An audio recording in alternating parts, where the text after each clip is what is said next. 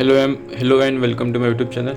आज की इस वीडियो लेक्चर में हम देखेंगे कि पीफेफियन और टोटल डिफरेंशियल इक्वेशन क्या होता है, पीफेफियन डिफरेंशियल इक्वेशन क्या होता है, वो उसका टाइप क्या है, उसके सॉल्यूशन कैसे निकालेंगे एंड उसके बारे में और थोड़ी चर्चा करेंगे। Okay, so Pfaffian differential equation क्या होता है, एक ऐसा डिफरेंशियल इक्वेशन का type. This is my second type. हमने फर्स्ट टाइप देखा था। फर्स्ट टाइप क्या था मेरे पास, dx/p become equal to dy/q become equal to dz/r become equal to कोई कांस्टेंट है। ये मेरा फर्स्ट टाइप था differential equation more than 3 variables में। ये सेकेंड टाइप है मेरा इस बार, जो कि है पीफेफियन, और इसे हम कह सकते हैं टोटल डिफरेंशियल इक्वेशन। इसका टाइप क्या है, pdx plus qdy plus rdz become equal to 0। अगर इस तरीके से डिफरेंशियल इक्वेशन रहा, इसको बोलेंगे हम पीफेफियन डिफरेंशियल इक्वेशन। तो इसको सॉल्व कैसे कर सकते हैं, इसकी मेथड क्या क्या होती है, वो सब हम देखेंगे। इससे पहले थोड़ी एक छोटा टॉपिक देख लेते हैं, जो कि है वेक्टर फॉर्म ऑफ पीफेफियन और total differential equation. Okay, vector form of Pfaffian और total differential equation. Vector form क्या है, सबसे पहले यहाँ पे जो लिखा है मैंने pdx plus qdy plus rdz, इसमें पता होना चाहिए कि p q r are the function of x y z।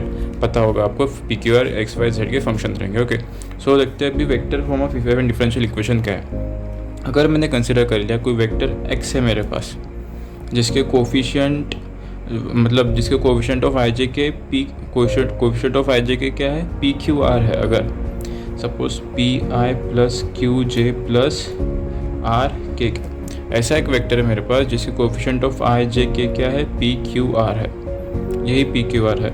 सो इसे ही हम वेक्टर फॉर्म में, इसे मैं ऐसे भी लिख सकता हूँ, P comma Q comma R vector के टर्म में, या फिर मैंने कंसिडर कर लिया कि एक्स एक वेक्टर है तो इसको ब्रैकेट में इसके कोफिशिएंट ऑफ आई जे के लिख सकता हूँ मैं। सो सपोज कंसिडर कर लिया कि मेरे पास कोई एक्स एक वेक्टर है, ठीक है, एक्स एक वेक्टर हो गया मेरे पास पी क्यू आर।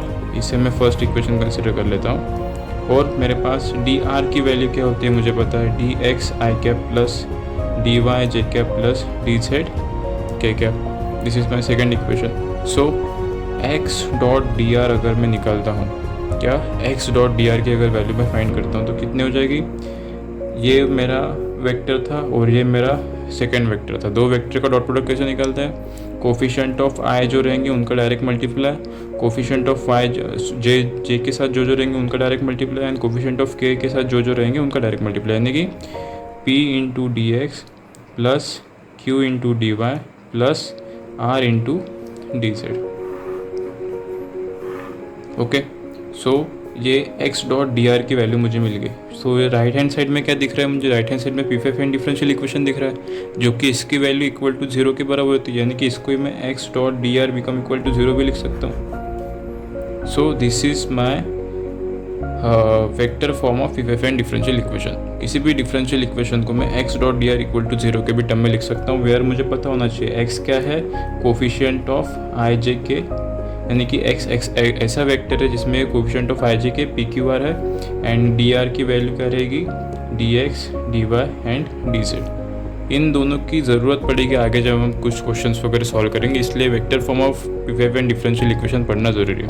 काफ़ी आसान टॉपिक है, समझ गया होगा आपको। ओके, सो अब इसके बाद देखते हैं हम कि कोई भी पीफेफियन डिफरेंशियल इक्वेशन को सॉल्व कैसे करेंगे। सॉल्व करने से पहले एक दूसरे टॉपिक पे, मतलब थोड़ा आपको प्रीवियस क्लासेस में लेके जाना चाहता हूँ मैं। हमने प्रीवियस मतलब आपने पिछले कुछ क्लासेस में पढ़ा होगा कि एग्जैक्ट डिफरेंशियल इक्वेशन क्या होता है। ओके, एग्जैक्ट डिफरेंशियल इक्वेशन नाम का भी एक डिफरेंशियल इक्वेशन होता है, जिसका टाइप होता है कि M D x plus N D Y become equal to 0। आपने पढ़ा होगा शायद। ये सेकेंड मतलब कि 2 वेरिएबल्स अगर रहा, सो जो डिफरेंशियल इक्वेशन बनेगा M D x plus N D Y become equal to 0, इस डिफरेंशियल इक्वेशन को कहते हैं एग्जैक्ट डिफरेंशियल इक्वेशन। कब कहेंगे, जब del M by del Y की value del N by del X के बराबर हो, तो इस डिफरेंशियल इक्वेशन को कहते हैं हम एग्जैक्ट डिफरेंशियल इक्वेशन। कुछ नहीं है, M D x plus N D Y normal type का डिफरेंशियल इक्वेशन है, लेकिन इस डिफरेंशियल इक्वेशन को एग्जैक्ट कब कहेंगे, जब del M by del Y partial derivative with respect to Y ये बराबर होना चाहिए partial derivative of N with respect to X, इसके बराबर। Where M and N are the function of X comma Y. इसलिए partial derivative with respect to Y M का and partial derivative with respect to of X N के लिए इन दोनों की value अगर equal है तो इस डिफरेंशियल इक्वेशन को कहते हैं हम एग्जैक्ट डिफरेंशियल इक्वेशन। सो ये कंडीशन प्रूफ क्या करती है, कंडीशन बताते हैं मुझे कि डिफरेंशियल इक्वेशन एग्जैक्ट है, एग्जैक्ट ही एंड उसके साथ साथ इंटीग्रेबल भी। इंटीग्रेबल मतलब अगर कोई डिफरेंशियल इक्वेशन इंटीग्रेबल हो तो ही उसका सॉल्यूशन पॉसिबल है। सो ये कंडीशन क्या बताती है कि ये डिफरेंशियल इक्वेशन इंटीग्रेबल है। अगर कोई किसी डिफरेंशियल इक्वेशन के लिए del M by del Y is not equal to del N by del X आ रहा है तो मैं क्या कहूँगा कि वो जो डिफरेंशियल इक्वेशन है वो इंटीग्रेबल नहीं रहेगा, वो एग्जैक्ट नहीं है। लेकिन हम इस डिफरेंशियल इक्वेशन को, अगर कोई डिफरेंशियल इक्वेशन नॉट इक्वल आ रहा हो ये कंडीशन, एग्जैक्ट डिफरेंशियल इक्वेशन की कंडीशन या फिर इंटीग्रेबल की कंडीशन, तो हम इसे किसी इंटीग्रेटिंग फैक्टर से मल्टीप्लाई करने के बाद एग्जैक्ट बना सकते हैं। प्रीवियस वीडियो लेक्चर में पढ़ा होगा, ये इस लेक्चर का पार्ट नहीं है, 2 वेरिएबल्स की बातें कर रहे हैं, बट ये आगे का जो टॉपिक पढ़ा हूँ उसके लिए थोड़ा ज़रूरी है इसलिए बता दे रहा हूँ। सो इसलिए मतलब कर सकते हैं, उसको एग्जैक्ट बना सकते हैं। ऐसे ही क्यों, मतलब कब, जब 2 वेरिएबल्स का जब कोई डिफरेंशियल इक्वेशन होगा तब उसमें M D x plus N D Y ये कंडीशन रहेगी, एग्जैक्ट रहेगा तो हम बोल सकते हैं कि इंटीग्रेबल है, इंटीग्रेशन कर सकते हैं, उसका सोल्यूशन निकाल सकते हैं। जैसे 2 वेरिएबल्स के लिए है वैसे ही हम 3 वेरिएबल्स का ये जो डिफरेंशियल इक्वेशन पढ़ रहे हैं इसका टाइप क्या है, P D x plus Q D Y plus R D Z become equal to 0। ये डिफरेंशियल इक्वेशन है, उसका सोल्यूशन अगर मुझे निकालना है तो ऐसे ही एक कंडीशन रहेगी जो कि इंटीग्रेबल है कि नहीं है वो गिवन डिफरेंशियल इक्वेशन हमें बताएगा। सो मेरे पास P D x plus Q D Y plus R D Z become equal to 0, ये अगर मेरे पास पिफेफियन डिफरेंशियल इक्वेशन दिया है सो इसकी भी इंटीग्रेबल की कंडीशन रहेगी और एग्जैक्ट कब रहेगा, या फिर बोल सकते कि एग्जैक्ट और इंटीग्रेबल डिफरेंशियल इक्वेशन ये कब रहेगा इसकी भी एक कंडीशन रहेगी। जैसे कि 2 वेरिएबल के लिए कंडीशन थी ना, ये del M by del x become equal to del M by del Y become equal to del N by del X, वैसे ही 3 वेरिएबल के लिए भी एक कंडीशन रहेगी। वो कंडीशन के अकॉर्डिंग हम कह सकते हैं गिवन डिफरेंशियल इक्वेशन इंटीग्रेबल है, एग्जैक्ट है। अगर इंटीग्रेबल ना हो तो हम डायरेक्ट बोल देंगे कि इंटीग्रेबल नहीं, इसका सोल्यूशन पॉसिबल नहीं है। ओके, सो इसकी कंडीशन क्या है, इसी डिफरेंशियल इक्वेशन को मैं एक्स डॉट डी आर भी लिख सकता था, X dot D R become equal to 0 भी लिख सकता था। सो इसी से एक कंडीशन बनेगी। एक्स क्या था मेरे पास, कोफिशिएंट ऑफ आई जे के, coefficient of i j K क्या थे, पी क्यू आर थे, एंड डी आर की वैल्यू क्या थी, D x D Y and D Z, ये both are the vectors. So Pfaffian differential equation के लिए वो डिफरेंशियल इक्वेशन एग्जैक्ट और इंटीग्रेबल हो, इसकी कंडीशन क्या है, X dot curl of x become equal to 0, ये है वो कंडीशन। 2 वेरिएबल के लिए कहती है del M by del Y is equal to del N by del X होना, तो बोल सकते थे कि जो M D x plus N D Y है, M D x plus N D Y ये एग्जैक्ट डिफरेंशियल इक्वेशन रहेगा। बट 3 वेरिएबल के टर्म में जब पिफेफियन डिफरेंशियल इक्वेशन हम लेंगे उसकी कंडीशन क्या है कि x dot curl of x become equal to 0। Curl of X आपको पता होगा क्या होगा, कर्ल ऑफ एक्स किसी डेल ऑपरेटर के साथ, यानी कि डेल ऑपरेटर के साथ इस एक्स का cross product.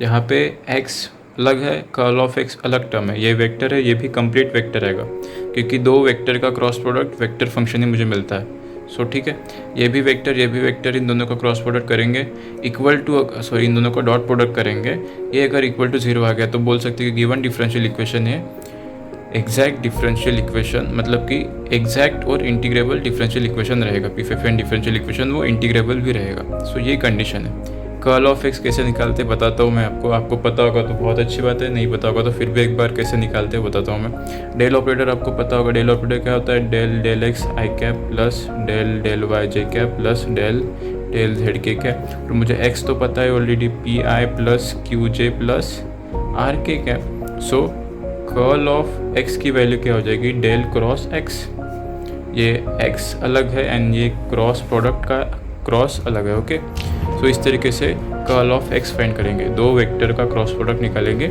Curl of X, del operator और एक्स वेक्टर के साथ। तो जो भी आएगा वो मेरा कर्ल ऑफ एक्स आएगा, और एक्स तो मुझे ऑलरेडी पता है पी क्यू आर का जो फंक्शन है वो।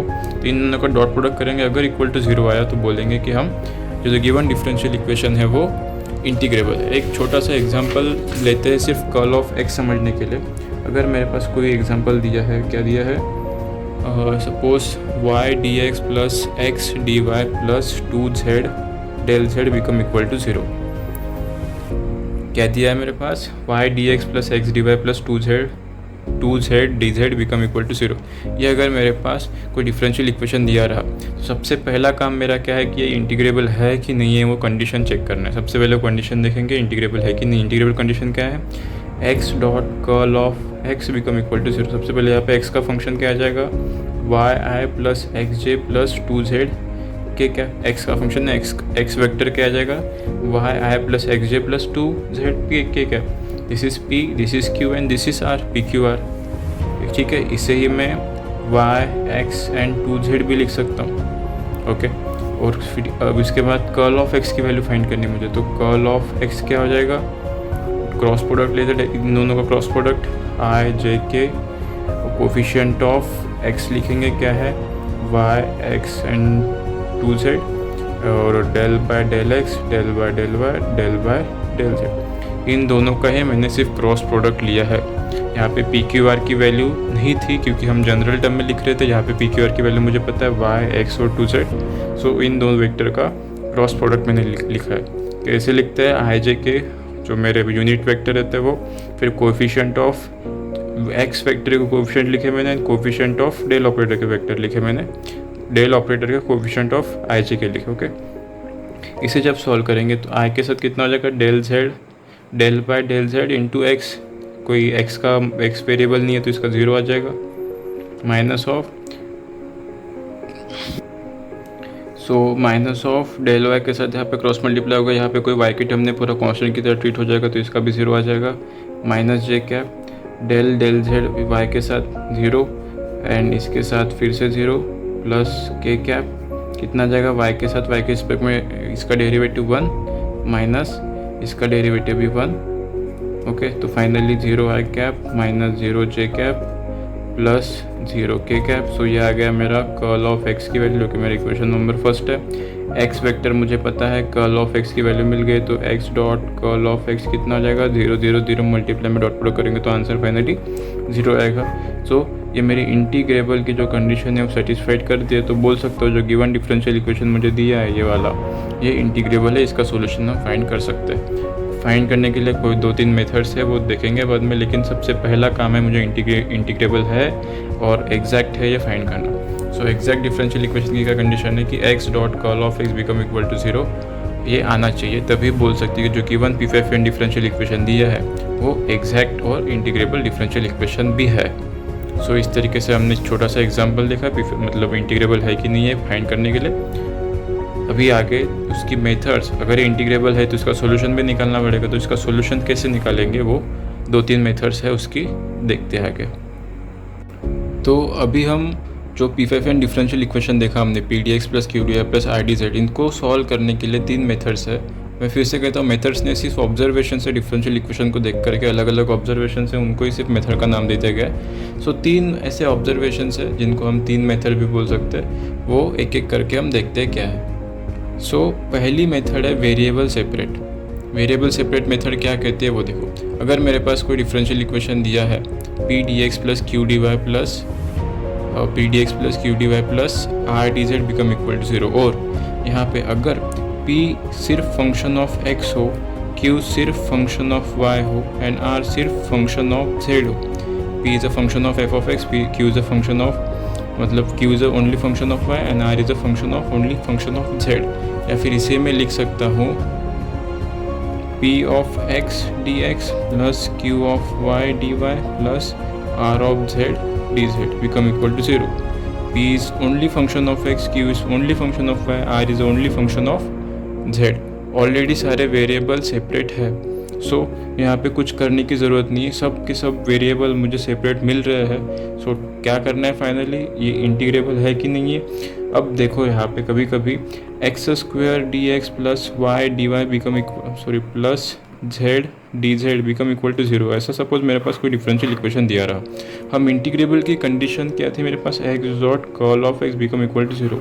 ये इंटीग्रेबल कंडीशन थी, बट मुझे हर बार चेक करने की ज़रूरत है। इंटीग्रेबल कंडीशन क्यों चेक करनी है मुझे, क्योंकि ये गिवन डिफरेंशियल इक्वेशन जो P5 डिफरेंशियल इक्वेशन है वो इंटीग्रेबल है कि नहीं वो पता करना है, उसका सॉल्यूशन निकलता है कि नहीं वो निकलता पता करना है। बट जब मुझे सबके सब वेरिएबल सेपरेट दिख रहे हैं यहाँ पे और दिख रहा है मुझे कि डायरेक्ट इंटीग्रेशन में कर सकता हूँ, उसका सॉल्यूशन निकाल सकता हूँ, तो ये कंडीशन सेटिस्फाइड करने की आपको कोई ज़रूरत है नहीं। ये कब देखना है, जब आपको पहली नज़र में डिफरेंशियल इक्वेशन इंटीग्रेबल है कि नहीं है, जब पहचान ना सके हम, तब ये कंडीशन सेटिस्फाइड करके देखना है कि x dot curl of x become equal to 0 integrability condition satisfied हो रही है कि नहीं हो रही है। अगर हो रही है तो फिर इसका सोल्यूशन हम निकालेंगे, नहीं हो रही है तो डायरेक्ट बोल देंगे कि इंटीग्रेबल नहीं है, तो इस पर टाइम वेस्ट करने का कोई मतलब नहीं है। ओके, सो इसलिए यहाँ पे अगर दिख रहा है कि सारे इंटीग्रेबल है, सारे वेरिएबल सेपरेट है, तो क्यों इस कंडीशन को सेटिस्फाइड करें हम। ऐसे इस डिफरेंशियल इक्वेशन में पर्टिकुलरली जब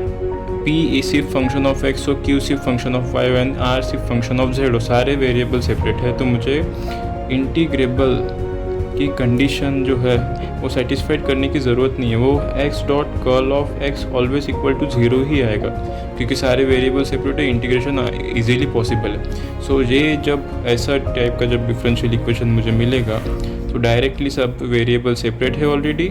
सो फाइनली इंटीग्रेट करेंगे एंड हम get the solution. Okay, so ये था मेरी मेथड 1, ये वेरिएबल सेपरेट। अगर ऐसा ही डिफरेंशियल इक्वेशन रहा, P5 डिफरेंशियल इक्वेशन था जिसमें सारे वेरिएबल्स पहले से ही सेपरेटेड है, ऐसे इक्वेशन को कहेंगे, ऐसे मतलब इस मेथड को कहेंगे हम variable separate method. Okay, so second method क्या है वो देखते हैं। सेकेंड मेथड है मेरे पास बाय इंस्पेक्शन। अभी जो प्रीवियस लिख देता हूँ मैं, मेथड 2 बाय इंस्पेक्शन। ऑब्जर्वेशन ही करना है यार, बाकी कुछ नहीं। जो अभी मैंने जो प्रीवियस एग्जांपल सॉल्व किया था, कौन सा सॉल्व किया था हमने, just 1 second, y dx plus x D Y plus 2z dz become equal to 0। ये एग्जांपल हमने सॉल्व किया था। इसकी x dot curl of x की वैल्यू हमने निकाली थी, कर्ल ऑफ x की वैल्यू 0 0 0 आ रही थी, एंड x की x क्या था मेरे पास, y x एंड 2z, इन दोनों का dot product finally equal to 0 ही आ रहा था। तो हमने कहा था कि ये इंटीग्रेबल है। बट यहाँ पे सारे वेरिएबल सेपरेट है क्या, z के साथ तो dz है, मतलब dz के साथ z ऑलरेडी है, बट लेकिन dx के साथ यहाँ पे y है एंड dy के साथ यहाँ पे x है, तो यहाँ पे वेरिएबल सेपरेट नहीं है। लेकिन इंटीग्रेबल के कंडीशन के अकॉर्डिंग ये तो इंटीग्रेबल होना चाहिए।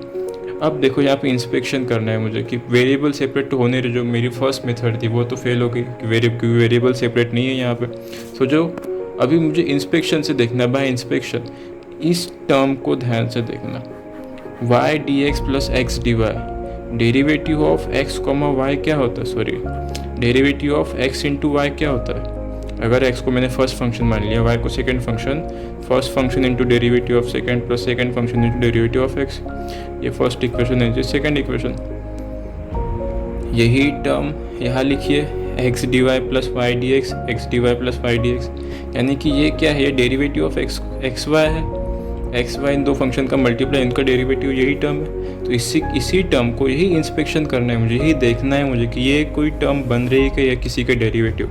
सो इसी टर्म को मैं direct derivative of x Y plus Y Z D Z become equal to 0 लिख सकता हूँ। वेरिएबल सेपरेट होकर देन बाय इंटीग्रेशन कितना आ जाएगा यहाँ पे, X Y plus twice Z square by 2 into equal to C1। So X Y plus 2 से 2 कैंसिल हो गया, so Z square become equal to C1। This is my given solution. इस तरीके से हम सॉल्व करेंगे बाय इंस्पेक्शन। आपको derivative of x y हो गया, derivative of x into y, derivative of x by y, derivative of y by x, इनके derivative क्या आते हैं, और ये जो डेरिवेटिव आएंगे वो गिवन डिफरेंशियल इक्वेशन में प्रेजेंट होंगे ना। सो यही हमें देखना है बाय इंस्पेक्शन कि जो गिवन डिफरेंशियल इक्वेशन में जो टर्म्स है वो किसका डेरिवेटिव है या कुछ डेरिवेटिव ऐसे मिल रहा है।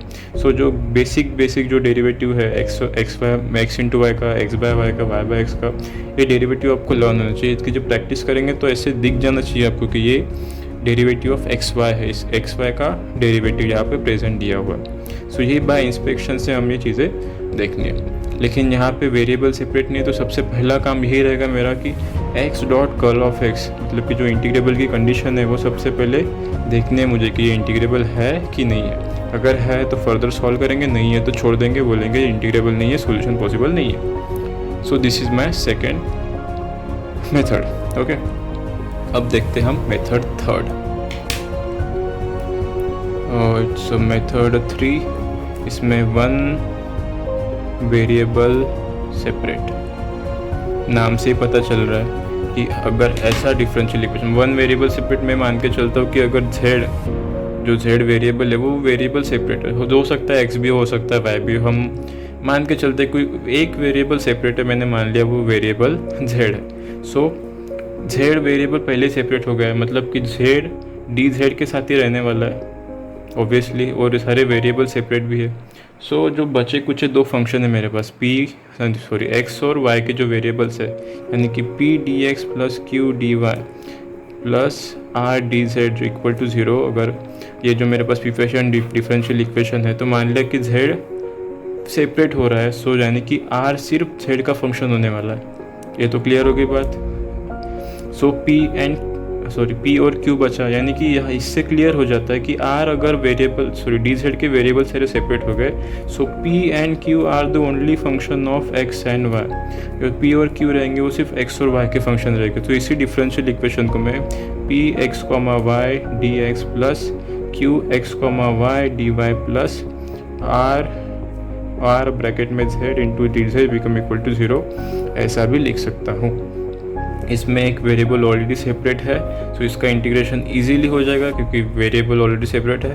सो dx एंड dy के साथ p ऑफ x, y जो एक्स वाई का फंक्शन रहेगा एंड q भी एक्स वाई का फंक्शन रहेगा। सो इस तरीके से डिफरेंशियल इक्वेशन अगर मेरे पास दिया है, p5 डिफरेंशियल इक्वेशन दिया है, सो इसका सोल्यूशन कैसे निकालेंगे वो देखते हैं। सो यहाँ पे दो, मतलब एक तो टेक्स्ट बुक में जो मेथड है जो प्रूफ किया हुआ है कि कैसे हम सॉल्व करेंगे वो भी एक बात बताता हूँ, एंड दूसरी बात हमने अभी जो टू वेरिएबल्स के लिए मतलब कि किया था ना, m dx plus n dy become equal to 0 exact differential equation, और del m by del y become equal to del n by del x अगर रहा तो एग्जैक्ट डिफरेंशियल इक्वेशन होता है। ये कंडीशन भी इससे हम सॉल्व कर सकते हैं। देखो यहाँ पे z तो मेरे पास ऑलरेडी सेपरेट हो गया, तो इस dz और इस z वेरिएबल का कोई काम नहीं, सिर्फ मेरे पास क्या बचा, px, y dx plus qx, y dy। सिर्फ इस टर्म पे फोकस करो तो इनडायरेक्टली ये m dx plus n dy का डिफरेंशियल इक्वेशन नहीं बन रहा है, ये दो वेरिएबल का डिफरेंशियल इक्वेशन जिसमें m and n are the function of x, y, वही कंडीशन है। सो अगर ये टर्म इंटीग्रेबल है कि नहीं है ये मुझे फाइंड करना है।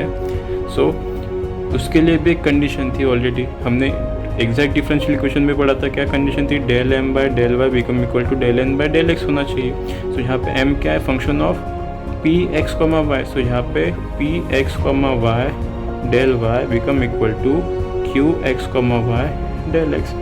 अगर किसी डिफरेंशियल इक्वेशन, इस टाइप के डिफरेंशियल इक्वेशन में अगर ये कंडीशन सेटिस्फाइड हो रही है, कौन सी, p जो फंक्शन है वो उसके पार्शियल डेरिवेट करेंगे y के साथ, q को जो फंक्शन है उसको पार्शियल डेरिवेट करेंगे x के साथ, ये दोनों अगर इक्वल है तो बोलेंगे कि ये जो कंप्लीट डिफरेंशियल इक्वेशन है वो इंटीग्रेबल है।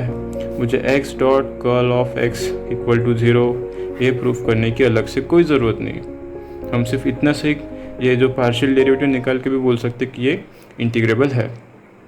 ओके, हम जो x dot curl of x equal to 0 ये जनरल टर्म के साथ भी सॉल्व करके देख सकते हैं, उससे भी सेम कंडीशन यही कंडीशन है, लेकिन हमने exact differential equation with two variables हमने पढ़ा था, तो del m by del y become equal to del n by del x condition से हम पता करते थे कि एग्जैक्ट है कि नहीं है। तो उसी कंडीशन से हमने ये भी पता किया कि इस टाइप के डिफरेंशियल इक्वेशन में del p by del y is equal to del q by del x अगर इक्वल है तो बोलेंगे कि हम दिस डिफरेंशियल इक्वेशन इंटीग्रेबल है। इसे ही हम P Y equal to Q X भी लिखते हैं शॉर्ट फॉर्म में। पी वाई मतलब derivative partial derivative of P with respect to Y, Q X मतलब partial derivative of Q with respect to X. So ये इंटीग्रेबल की condition हो गई इस टाइप के डिफरेंशियल इक्वेशन के लिए वन वेरिएबल सेपरेट हो।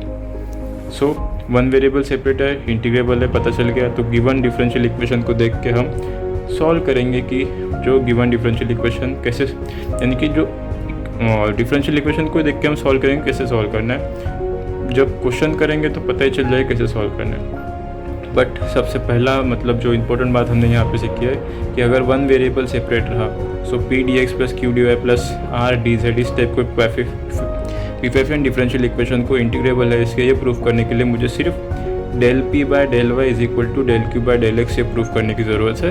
अगर ये दोनों इक्वल है तो बोल सकेंगे हम इट्स इंटीग्रेबल।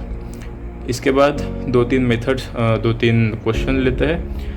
मिक्स क्वेश्चंस रहेंगे, कौन सी मेथड से सॉल्व करना है आपको पता ही चल जाएगा।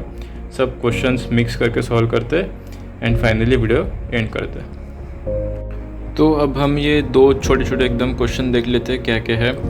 ये देखो, ये तीनों मेथड जो है ना, ये मेथड्स नहीं है, सिर्फ ऑब्जर्वेशन है। हमें सिर्फ ऑब्जर्व करना है कि जो गिवन डिफरेंशियल इक्वेशन का टाइप है वो क्या दिया है, उस हिसाब से हम इंटीग्रेबल है कि नहीं है वो कंडीशन सेटिस्फाई करके देखेंगे। अब हमेशा मुझे इंटीग्रेबल है कि नहीं ज़रूरी नहीं है मतलब प्रूफ करना। अगर आपको थ्योरी पेपर दे रहे हो, क्वेश्चन में दिया हो कि इंटीग्रेबल है या नहीं है प्रूफ करो, तो मुझे x dot curl of x is equal to 0 proof करके बताना है। लेकिन मुझे दिख रहा है कि इंटीग्रेबल है, ऑलरेडी इंटीग्रेशन कर सकते हैं, इसे सॉल्व कर सकते हैं, तो ये कंडीशन सेटिस्फाइड करने की हमेशा कोई ज़रूरत नहीं है। Y plus z d x plus d Y plus g equal to 0, तो इस टाइप का डिफरेंशियल इक्वेशन अगर मेरे पास दिया है P D x plus Q D Y plus R D Z become equal to 0, where p की value कितनी है यहाँ पे पी प्लस जेड, क्यू की वैल्यू है 1, आर की वैल्यू है 1।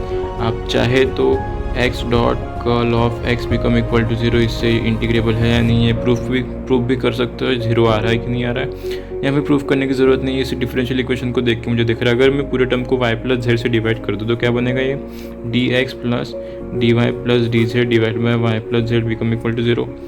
सो दिख ही रहा है बाई इंटीग्रेटिंग, इसका इंटीग्रेशन कितना है एक्स, इसका इंटीग्रेशन कितना आ जाएगा log of Y plus Z is equal to log C, कोई कांस्टेंट मान लो लॉग सी, या फिर कोई नॉर्मल कांस्टेंट कोई मान लिया वो चलेगा।